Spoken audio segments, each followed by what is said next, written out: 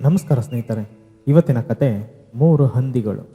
ಒಂದಾನೊಂದು ಕಾಲದಲ್ಲಿ ವಯಸ್ಸಾದ ತಾಯಿ ಹಂದಿ ವಾಸಿಸುತ್ತಿತ್ತು. ಅವಳು ಮೂರು ಚಿಕ್ಕ ಹಂದಿಗಳನ್ನು ಹೊಂದಿದ್ದಳು.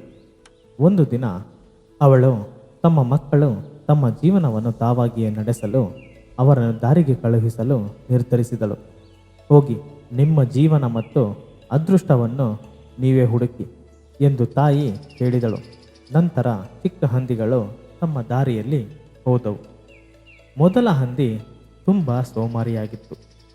ನಾನು ನನ್ನ ಮನೆಯನ್ನು ಒಣ ಹುಲ್ಲಿನಿಂದ ನಿರ್ಮಿಸುತ್ತೇನೆ ಎಂದು ಅವನು ಸುಲಭವಾದ ಮಾರ್ಗವನ್ನು ಆರಿಸಲು ಅವನು ನಿರ್ಧರಿಸಿದನು. ಅವನು ರೈತನಿಂದ ಹುಲ್ಲು ಪಡೆದು ಕಟ್ಟಡವನ್ನು ಪ್ರಾರಂಭಿಸಿದನು. ಎರಡನೆಯ ಹಂದಿಯು ನಾನು ಕೋಲುಗಳಿಂದ ನನ್ನ ಮನೆಯನ್ನು ಮಾಡುತ್ತೇನೆ ಎಂದು ಹೇಳುತ್ತಾ ಅವನು ಮರ ಕಡಿಯುವವನಿಂದ ಕೋಲುಗಳನ್ನು ಪಡೆದು ಕಟ್ಟಡವನ್ನು ಪ್ರಾರಂಭಿಸಿದನು. ಮೂರನೇ ಹಂದಿ ಶ್ರಮದಾಯಕ ಮತ್ತು ಬುದ್ಧಿವಂತವಾಗಿತ್ತು. ನಾನು ಇಟ್ಟಿಗೆಗಳನ್ನು ಬಳಸಿ ನನ್ನ ಮನೆಯನ್ನು ಮಾಡುತ್ತೇನೆ ಎಂದು ಅವನು ಹೇಳಿದನು ಮತ್ತು ಅದಕ್ಕೆ ಬೇಕಾದ ವಸ್ತುಗಳನ್ನು ಪಡೆದು ಇಟ್ಟಿಗೆಗಳನ್ನು ತಳ್ಳುವ ಬಂಡಿಯಲ್ಲಿ ಸಾಗಿಸಿಕೊಂಡನು. ನಿಮ್ಮ ವಸ್ತುಗಳು ದುರ್ಬಲವಾಗಿವೆ ಮತ್ತು ನಿಮ್ಮ ಮನೆ ಬಲವಾಗಿರುವುದಿಲ್ಲ ಎಂದು ಚಿಕ್ಕ ಹಂದಿಯು ತನ್ನ ಸಹೋದರರಿಗೆ ಹೇಳಿತು.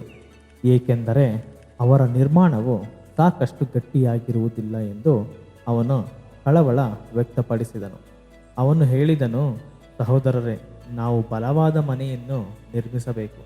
ಅದು ನಮ್ಮನ್ನು ಯಾವುದೇ ಅಪಾಯದಿಂದ ರಕ್ಷಿಸುತ್ತದೆ ಎಂದು. ಇನ್ನೆರಡು ಹಂದಿಗಳು, ನೀನು ನಿನ್ನ ರೀತಿಯಲ್ಲಿ ಮಾಡು ಮತ್ತು ನಾವು ನಮ್ಮ ಮನೆಗಳನ್ನು ನಮ್ಮ ದಾರಿಯಲ್ಲೇ ಮಾಡಿಕೊಳ್ಳುತ್ತೇವೆ ಎಂದರು. ಹೇಗಾದರೂ ಆ ಇಟ್ಟಿಗೆಗಳು ತುಂಬ ಭಾರವಾಗಿ ಕಾಣುತ್ತವೆ. ತುಂಬ ಶ್ರಮ ಮತ್ತು ತುಂಬ ಕೆಲಸ. ನಮಗಾಗಿ ಅಲ್ಲ ಅದು. ನೀನು ಮುಂದುವರಿಸು ಎಂದು ಹೇಳಿದರು.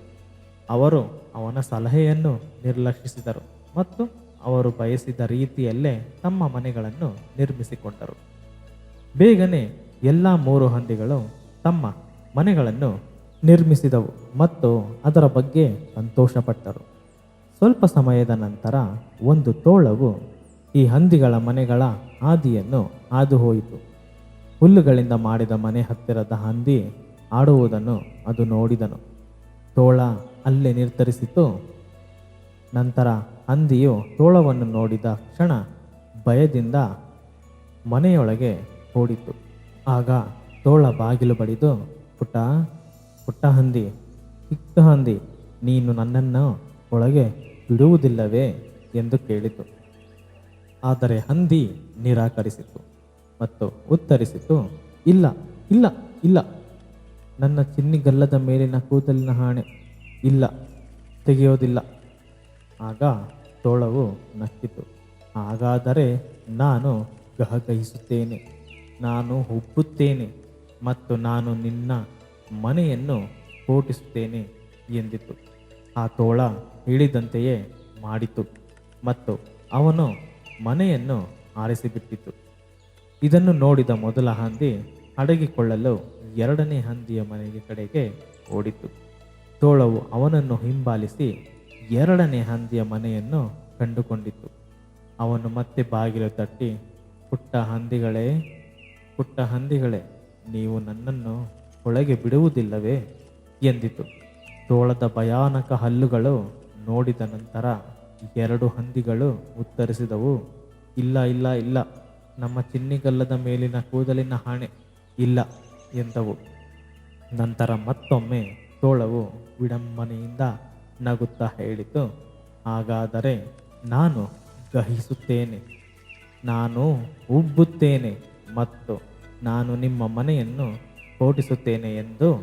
ಮತ್ತು ಅವನು ಹಾಗೆಯೇ ಮಾಡಿದನು. ಏನಾಗುತ್ತಿದೆ ಎಂದು ಅರಿತು ಎರಡು ಹಂದಿಗಳು ಮೂರನೇ ಹಂದಿಯ ಮನೆಗೆ ಓಡಿದವು. ತೋಳ ಅವರನ್ನು ಹಿಂಬಾಲಿಸಿ ಮೂರನೆಯ ಹಂದಿಯ ಮನೆಗೂ ತಲುಪಿತು.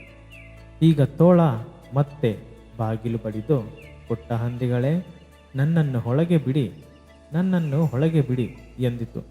ಆದರೆ ಹೆದರಿದ ಹಂದಿಗಳು ಉತ್ತರಿಸಿದವು, ಇಲ್ಲ ಇಲ್ಲ ಇಲ್ಲ, ನಮ್ಮ ಚಿನ್ನಿಗಲ್ಲದ ಮೇಲಿನ ಕೂದಲಿನ ಆಣೆ, ಇಲ್ಲ.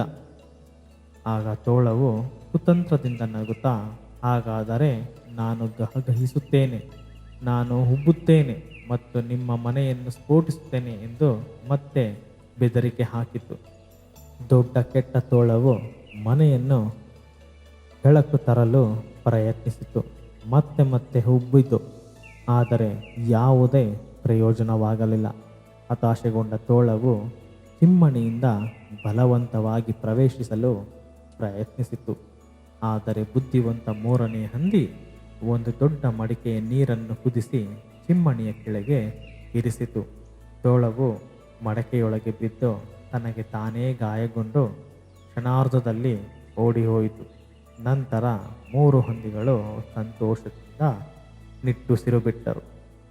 ನಂತರ ಇತರ 2 ಹಂದಿಗಳು ಮೂರನೇ ಹಂದಿಯನ್ನು ಅವನ ಕಠಿಣ ಪರಿಶ್ರಮ, ಪ್ರಾಯೋಗಿಕತೆ ಮತ್ತು ಬುದ್ಧಿವಂತಿಕೆಯನ್ನು ಹೊಗಳಿದವು.